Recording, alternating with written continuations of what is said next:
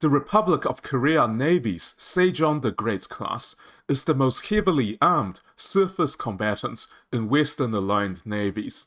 Designated under the Korean Destroyer Experimental Program, or the KDX-3 program, this class represents the apex of a three-phased naval modernization effort by Seoul. To understand the KDX-3, one must look at its predecessors. The program began with the KDX-1 Gwanggaeto the Great class, a 3,900-ton vessel commissioned in 1998, which established South Korea's modern blue water capabilities. This was followed in 2003 by the KDX-2 Yi Sansen class, which scaled up to 6,500-ton combatants. The KDX-3 Sejong the Great class, introduced in 2008, represents the most ambitious phase yet, vastly increasing hull size, sensor power, and magazine depth. Currently, the fleet comprises 3 KDX-1s, 6 KDX-2s, and current procurement plans dictate a final inventory of 6 KDX-3 vessels. The core architecture of the Sejong the Great class relies heavily on American naval engineering, specifically the United States Navy's Arleigh Burke class destroyers. However, the South Korean design is not a direct copy. The base hull was enlarged and lengthened by approximately 10%.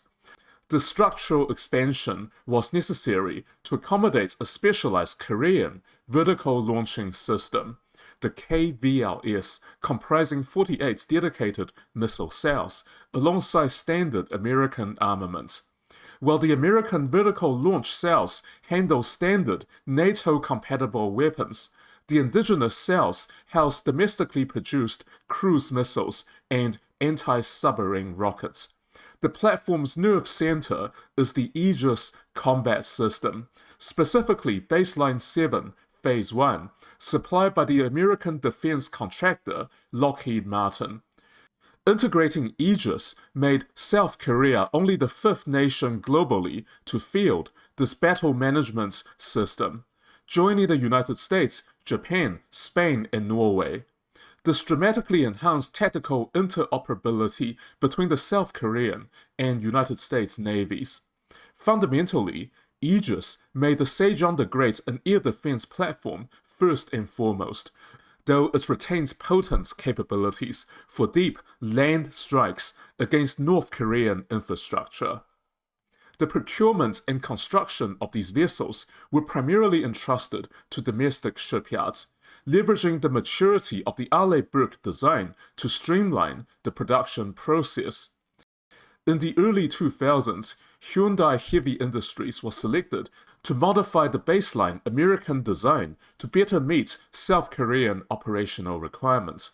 Construction of the lead ship progressed rapidly, aided by the seamless integration of proven American subsystems. For instance, propulsion relies on General Electric's highly reliable LM2500 gas turbines, which drive two shafts and vent through a distinct 4-stack exhaust layout familiar to any Arleigh Burke observer. Yet, the Sejong the Great is visually distinct, characterized by a wider flared hull and a substantially bulkier superstructure.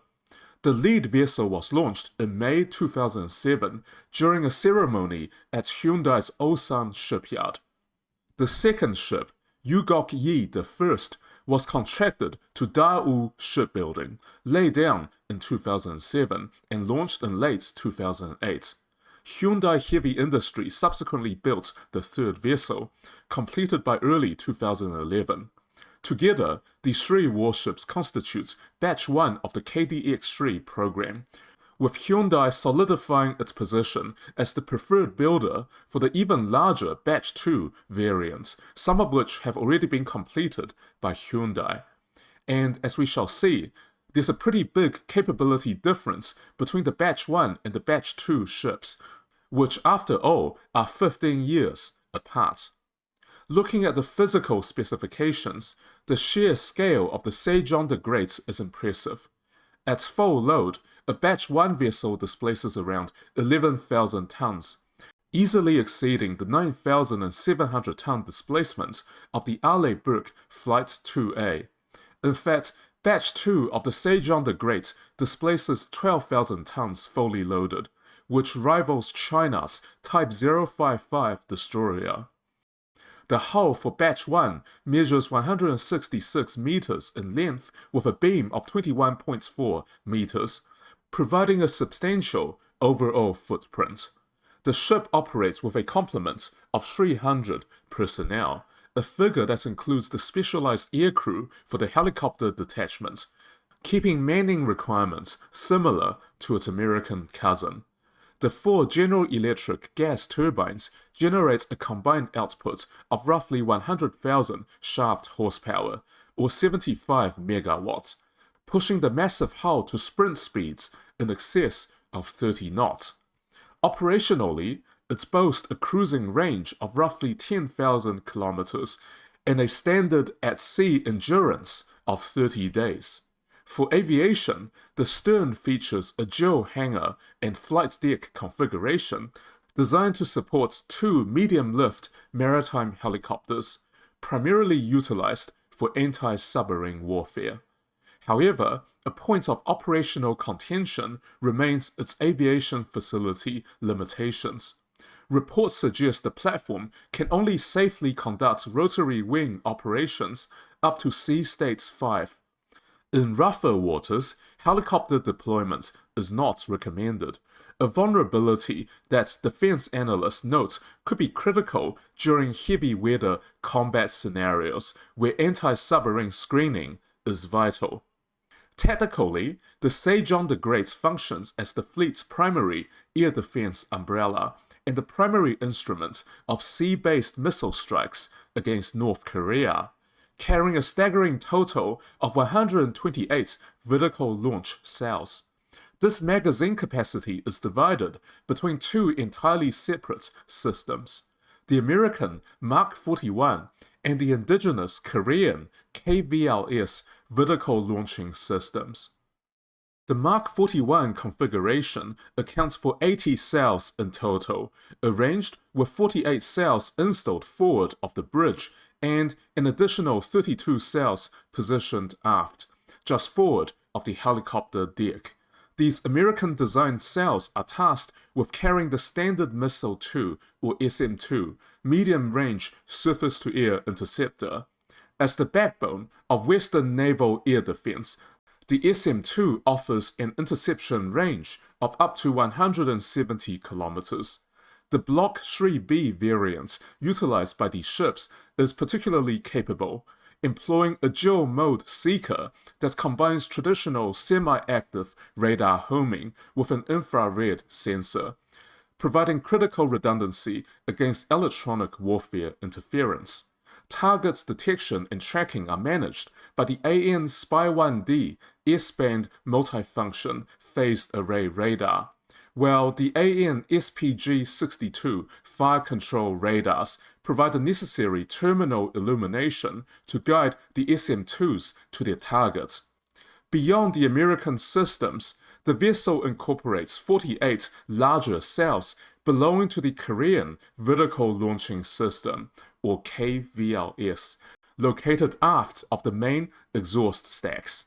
These domestic cells are optimized for regional strike and subsurface counterattack. A standard combat loadout typically reserves about 1/3 of the system, or 16 cells, for the K-ASROC, commonly known as the Red Shark. This is a domestically developed anti-submarine rocket designed to deploy a torpedo at standoff ranges. The remaining 32 cells are mainly dedicated to long-range land attack cruise missiles.